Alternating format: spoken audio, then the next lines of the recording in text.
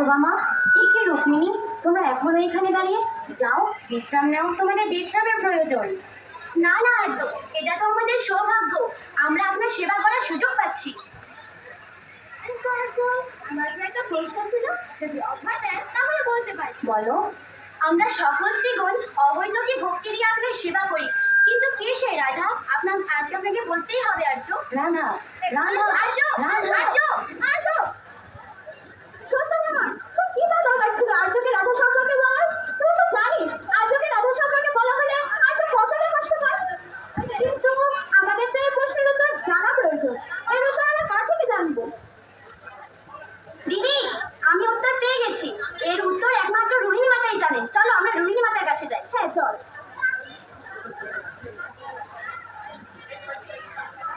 কৃষ্ণ কৃষ্ণ হরে হরে হরে রাম রাম রাম হরে হরে। রুক্মিণী, সত্যভামা, তোমরা কেমন আছো? আমরা ভালো আছি, আমি ভালো আছি। আপনি কেমন আছেন? আমিও ভালো আছি।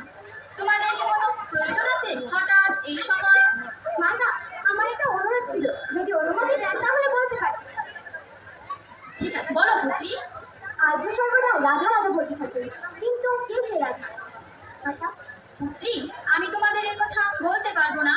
কিন্তু কেন মাতা? কারণ রাধা নামের সাথে মিশে আছে কৃষ্ণ বলরামের বৃন্দাবনের বাল্যলীলা। তারা যদি তাদের বাল্যলীলা শ্রবণ করে তাহলে তারা দ্বারকা ছেড়ে বৃন্দাবনে চলেও যেতে পারে। কিন্তু মাতা, আমরা যদি দ্বারকাল নিযুক্ত করে দিই তাহলে তার কোনো সমস্যাই নেই। ঠিক আছে, তাহলে তোমরা ব্যবস্থা করো।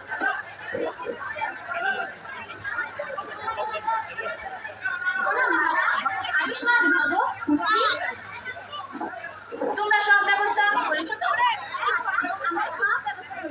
এবং সুভদ্রা আরতি বানিয়ে দিয়েছি। ঠিক আছে, তোমরা বসো। যদিও কৃষ্ণ বলরামের এই লীলা অত্যন্ত গুপ্ত, তবুও তোমাদের বলছি, তোমরা মন দিয়ে শ্রবণ করো।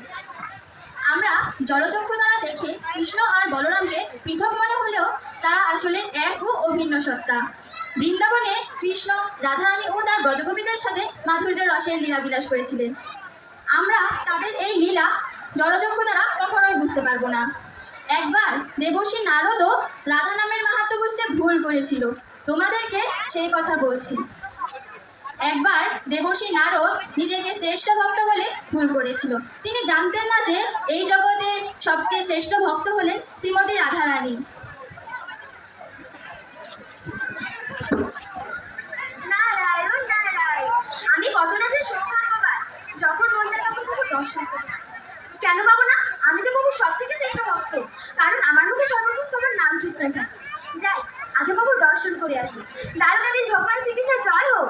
আমার পরম সৌভাগ্য যে আপনি এখানে এসেছেন। আমার প্রণাম গ্রহণ করুন। প্রণাম। আপনি এখন এই সময় আসন গ্রহণ করুন। আপনাকে আজ তো বিচলিত দেখাচ্ছে কেন প্রভু? আজ আমার প্রচন্ড মাথা ব্যথা করছে, তাই একটু অস্বস্তি অনুভব করছি আমি। কি? আপনার মাথা ব্যথা করছে? আমাকে আদেশ করুন প্রভু, কি করলে এই মাথা ব্যথার উপশম হবে? যদি কোনো শুদ্ধ ভক্তের চরণধুলি এনে দিতে পারেন তাহলে এই মাথা ব্যথার উপশম হবে। ও এই ব্যাপার, আমি তো প্রভু সব থেকে শুদ্ধ ভক্ত, তবে আমার চরণ তুলে দিতে পারি না? না, আমার ইষ্টদেবের বস্তুকে কি করে চরণ তুলে দেবো? যদি দেবো এই চিন্তা করাটাও পাপ। না না। আপনি ফিসফিস করে কি বলছেন? এর উপশম পেলেন? না না প্রভু, আমাকে দয়া করে কিছুটা সময় দিন, আমি আপনার শ্রেষ্ঠ ভক্তের চরণ তুলে নিয়ে আসবো। তথাস্তু। প্রণাম।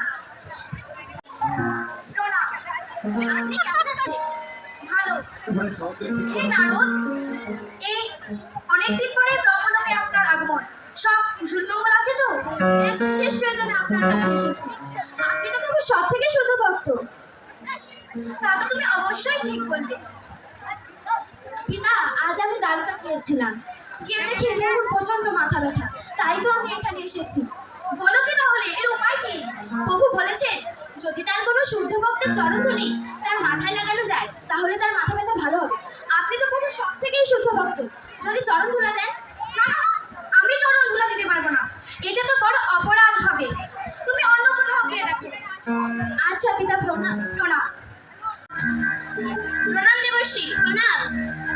তুমি কেমন আছো? আমি তো ভালোই আছি। আমার কৃষ্ণ কেমন আছে? সে সুস্থ আছে তো?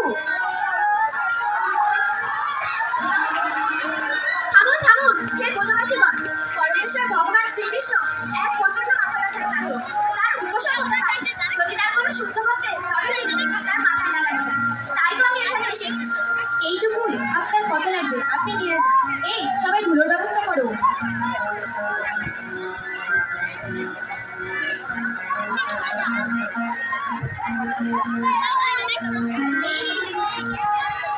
হে রাধারানী, আপনাদের কি পাপের ভয় করে না যে আপনাদের চরণ ধুলি ভগবানের মাথায় লাগবে?